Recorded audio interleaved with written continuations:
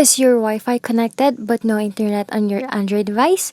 Well, you're in the right video because I'm going to show you how to fix Wi-Fi connected but no internet on Android.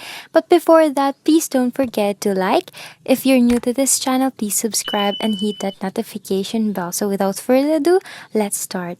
Okay, to solve the problem, first you need to open settings, tap on Wi-Fi, tap this arrow icon, scroll down and tap IP address, then tap static.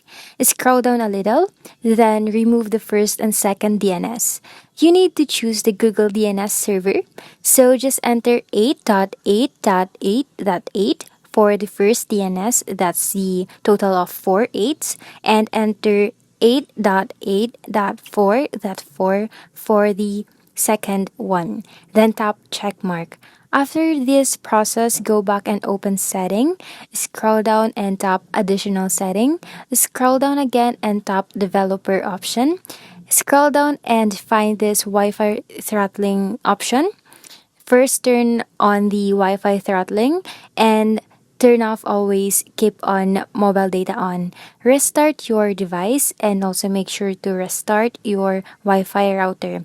After that, open Wi-Fi and choose your network and make sure to enter the correct password on that Wi-Fi. Now, please check your problem.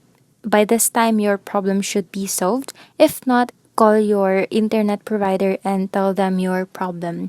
That's the end of this video. I hope I help you with this information. Thank you guys for watching and I'll catch you on the next one. Bye!